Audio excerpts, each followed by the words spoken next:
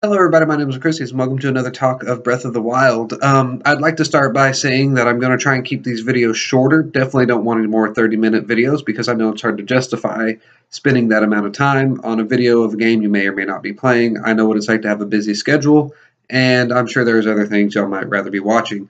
On to the actual onto the actual content. I will be picking up on something I forgot to mention in the last video. I forgot to tell you where the horse goddess was. So just to quickly say that, she is directly in the middle between the Faron Tower and the beach in the Faron region. Almost directly in the middle, she will be there. Maybe veer right just a little bit, not that much, and you can't miss her. There'll be a stream with a bridge over it. If you see that, just get on that bridge, walk straight, you'll see her. Other than that, if you continue to go forwards, you will find a lady who is on the beach. She'll be farther right from that area. As soon as you hit the beach, just go right. You won't be able to miss her. She'll be laying her head on a one of those orbs that you use to summon shrines. And the only way to get the orb from her is by showing her a picture of a walking guardian, a flying guardian, and a small guardian. So if you haven't done that quest yet, whenever you see those guardians, go ahead and snap that picture. That way when you find her, you're able to show her all three, and she'll give you the ball. You can summon the shrine. There you go. Other things I have learned since the last video, there's a new type of creature that I didn't know about before. I think I'd even fought some, but I didn't realize what they were. And that is a silver creature.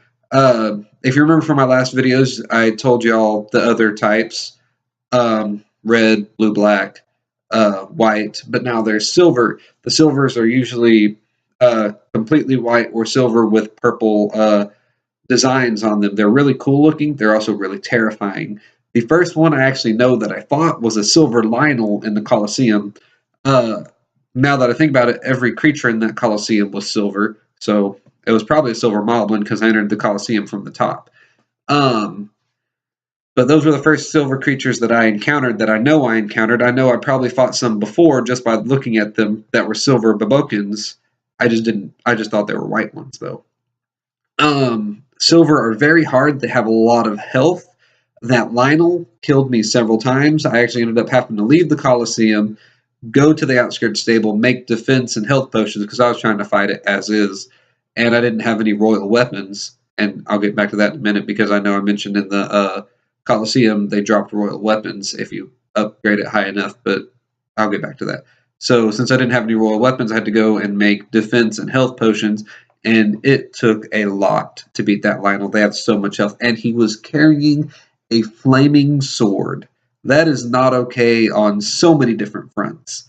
First off, a Lionel with a flaming sword is just purely terrifying. The only thing that might be worse is an electric sword because he can shock you and make you drop your shield and sword, and then you're just standing there defenseless in front of a silver Lionel.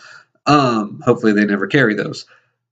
Now that I said that, I'll probably run into one that's carrying those because they love electric arrows. Why not give them an electric sword or spear?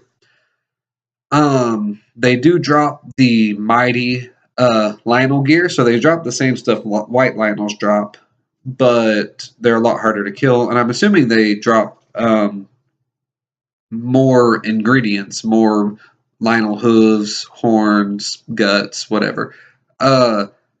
The reason I didn't have any royal weapons when I could have gone up and killed the other Bumpkins, Lizafos, and Moblins that had royal weapons is they did not have royal weapons. They were all silver as well, and they all had elemental weapons. All the Bumpkins had fire weapons, all the Lizafos had ice weapons, and all the Moblins had electric weapons, which I don't really get. I mean, I kind of do.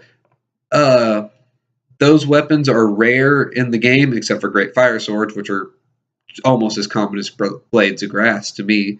Other than those, the electric or the elemental weapons are rare, but they have a smaller attack. But you do have that buff on them of them having that element. So I guess that is why they're higher than the royal weapons, even though the royal weapons do so much more damage and have so much more durability. But That's just how Nintendo decided to balance it. I don't know if there's going to be any new creatures. When I go there again, I'm probably going to go there today. I should be doing homework, but I'm not going to. It's not due for 2 weeks. So, I know that's what gets me in trouble with procrastinating. Anyway, so they have these elemental weapons, which when you're fighting the moblins with electric weapons, it is a pain. The other two are relatively easy. If you don't get hit by the Lizalfos, you don't have to worry about getting frozen, and since they're always jumping away or to the side of you, that should be fine. The Bumpkins, they're Bumpkins. Even though they're silver, yeah, they're freaking hard to kill. They have so much HP. Like, everything that's silver has like triple the HP of the whites, almost. And you're gonna whittle away a lot of your weapons at them, which is, I guess, good that it's a colosseum and you have plenty of weapons. If there is anything new there, weapon-wise, I don't think there will be, but if there is, then I will mention that in the next video I make. I'm planning on making one of these once a week, every Tuesday. I know today's Thursday. I couldn't remember if I did them on Tuesdays or Thursdays, and I was kind of busy the last couple days, so I just decided to do it today. I will be picking up back on Tuesday, and you might see another video this week or early next week. Tomorrow, since today's Thursday, tomorrow Mario Kart 8 comes out, and I will be playing that. I am going to go, my GameStop is opening up early at 9 o'clock, and I will be going there to pick it up and play it before work, because I go into work at 1. So that is what I will be doing tomorrow, and I'm also in the works of getting an Epona amiibo. Well, it's a Riding Link amiibo, but if you use it, you're able to spawn Epona into the game, which is really cool. I didn't think I would ever buy any amiibo. I thought they were kind of useless, and I had the opportunity, especially when Hastings was going out of business. I have a Hastings in town, and they had a bunch of amiibo, and I'm just like, I don't really see a point in amiibo. They don't really do anything. In Breath of the Wild, they do things. You can get gear, you can get ingredients, and you can get Epona, you can get Wolf Link. Apparently, there's a rumor that you can get the Great Deity Sword from Majora's Mask from the Majora's Mask amiibo. And even amiibos that aren't Zelda-centric give you food and other ingredients. So I think that's really cool. I have a way to get the horse amiibo, even though my GameStop doesn't have it. One of the workers there has it. He's going to sell it to me for $20, which is a little bit higher than what they're normally run for, but they really run for like $16, $17, so it's not that big of a markup. So I'll let you know how that goes. But if you get the Horse Rider amiibo, that's the one that gives you Epona, don't go to the Great Plateau. I've read a couple people's posts where they've gone to the Great Plateau to summon Epona.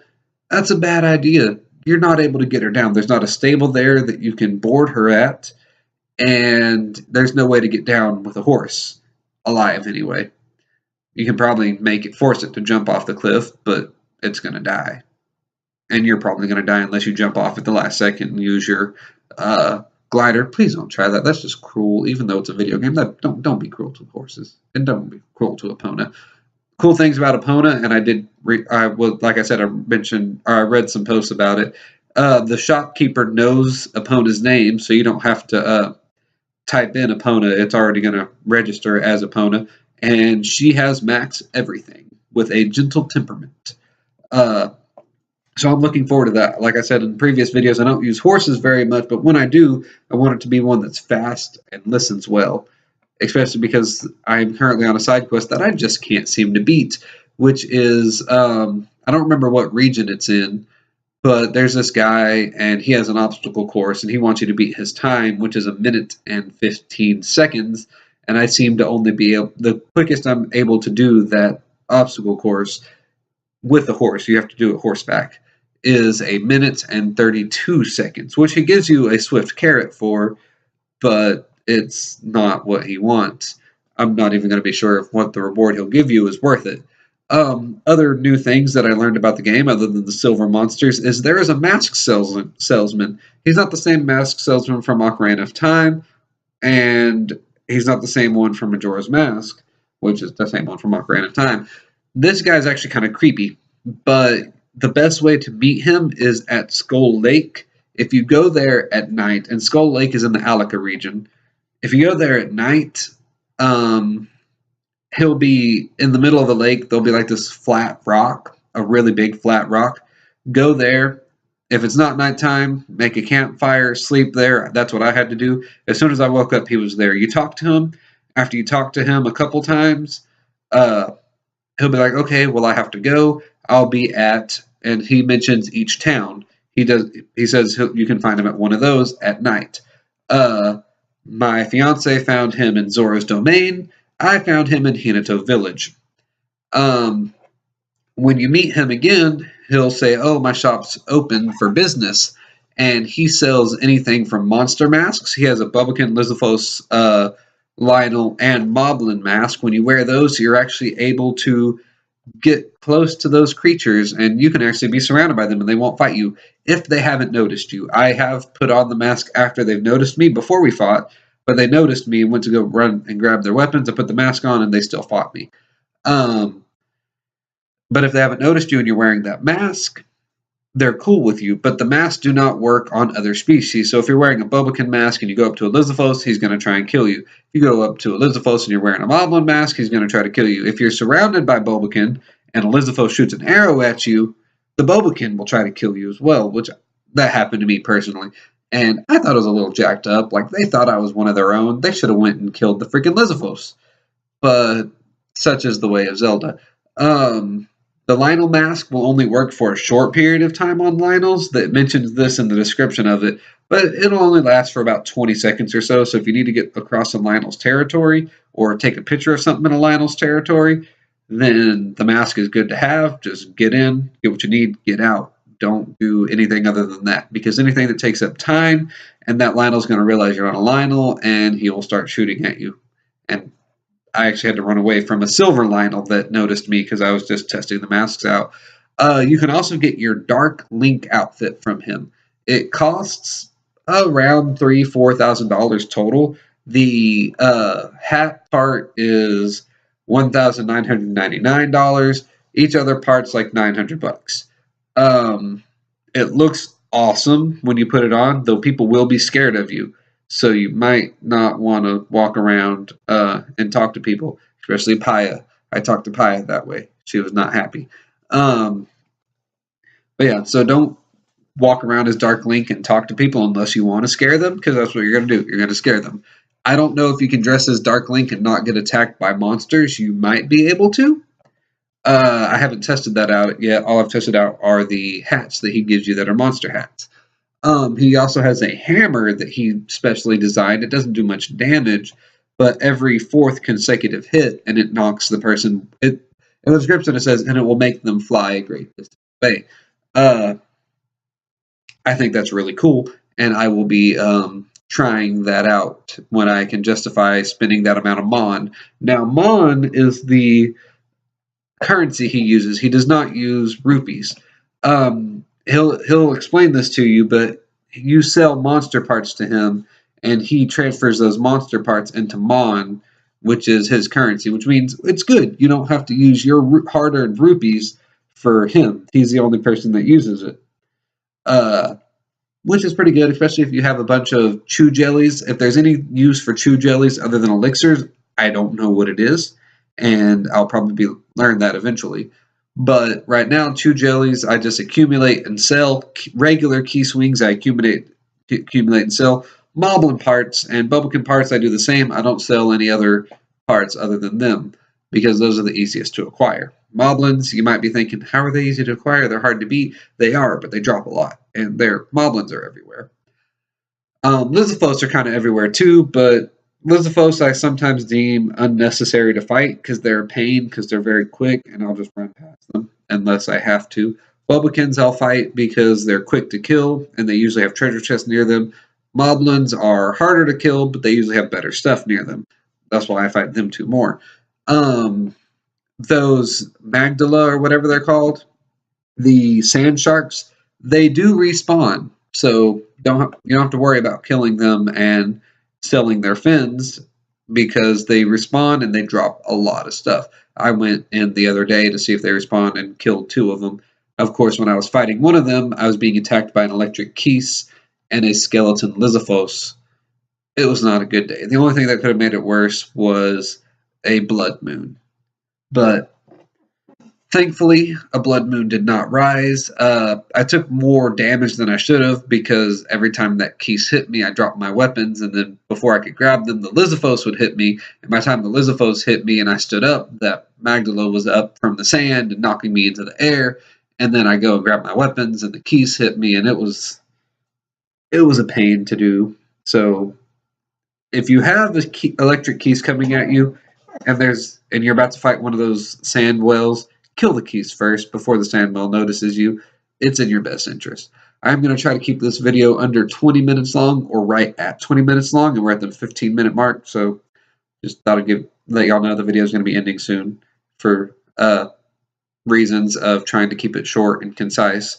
If there's anything you do want me to mention or anything you're curious about, drop it in the comment section below. Anything you want to know about, any questions to me directly or about the game or my experience in the game or my experience on a certain shrine. Like, if you want to know my least favorite shrine, I can go ahead and tell you that now. It is the Constellation Shrine. It's the only shrine that I've visited that I haven't finished, and that's because I like to overthink things. And my fiance's finishing. She keeps telling me, "You're overthinking it. You're overthinking it. Don't think about it too much. I'll tell you the answer." I don't want to know the answer.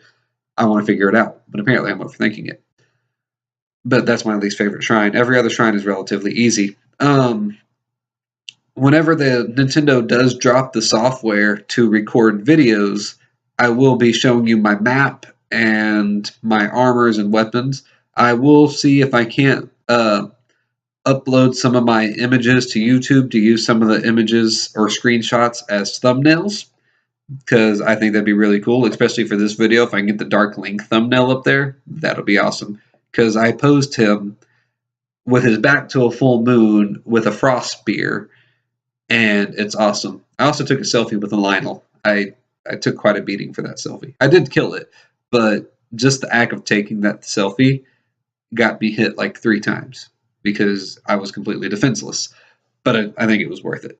So to recap, told you where the goddess statue was. Mentioned the new type of monster, which are silver monsters. One thing I was going to mention before. Dragons. Each time you see a dragon, make sure you go to it and you shoot off a scale, at least 1 scale and 2 horns. I don't know if you're able to do this all at once. Whenever I shoot off a scale or a horn, I'm not able to shoot the other. So maybe don't waste your arrows trying to shoot multiple times if you can't. If you can, tell me in the comment section below so I can stop running away and trying to leave and then come back. But you need 2 horns to upgrade your champion tunic. That's what the Great Fairies will ask for, as well as other ingredients. But you'll need 2 of the dragon's horns of each type. So you'll need 2 of Din's dragon, 2 of Naru's dragon, and 2 of Ferocious' name. I just like to use the goddesses because I'm more used to them. But you'll need 2 horns of each of them to upgrade it further. In the order, it goes Ferocious, then Naru's, then Din's. Which I only know that because it went Ferocious, which I got. Ferocious, the most common dragon. If you warp to the shrine in Hylia Lake, he's there. If you warp to the Faron region tower, he's there. If you go into the Gerudo Highlands, he's there. Basically, if you go anywhere in the map, he's there. I wish that Din's dragon was like this, because Naru's dragon is at Mount Leonaru. I know where it is. If you haven't been there yet and you haven't seen Naru, you will have to go and climb all the way to the peak because it's currently consumed by Ganon's consumption, and you have to fight it to release it, and then it basically gives you a scale. But you should also shoot its horn. Din, on the other hand, I only saw long enough to take a picture of, and he was too far away for me to get to him. But you can use the Hyrule Compendium to track them if you have your Sheikah sensor upgraded. And I'm assuming if they're spawned, because they spawn and unspawn, if they're spawned and you're near them, it'll lead you to it. Which, really, if it's spawned and you're near them, you'll hear the music and look up and be like, oh, look, a dragon. But useful information. I use it on occasion because I'm trying to find Din's dragon, because that's the only spring of endowment, I guess, because you have the Spring of Wisdom, the Spring of Courage, the Spring of Power. I've done the Wisdom and I've done the Courage. I haven't done the Spring of Power yet. That's the only one I need, and I need Din's Scale to it, and I also need 2 of his Horn Shards to. I also need 2 of Naru's Dragon's Horn Shards so I can upgrade my Champion Tunic. Also, back to the amiibo thing, you should be able to get. I don't know if I mentioned this already, but you should be able to get the Great Deity Sword from the Majora's Mask amiibo, and I'm pretty sure I mentioned that, so disregard that. But it's about a 20-minute mark, so I'm going to end the episode here. Anything you want to know or curious about, drop it in the comment section below. If you want to know why I ramble so much or why I don't seem to be able to keep a firm train of thought, I am ADHD, and it's hard for me to focus. That's why in some of my playthroughs, you'll hear a bunch of silent parts because me talking about the game and playing the game doesn't exactly correlate, and I tend to perform worse. But anyway, enough of that. I will see y'all next Tuesday, and I will be telling you eventually at some point how Mario Kart 8 is because I've never played it. I have a Wii U, never bought it for the Wii U. I am buying it for the Switch tomorrow, and I'll let you know how that goes. So until then, see ya.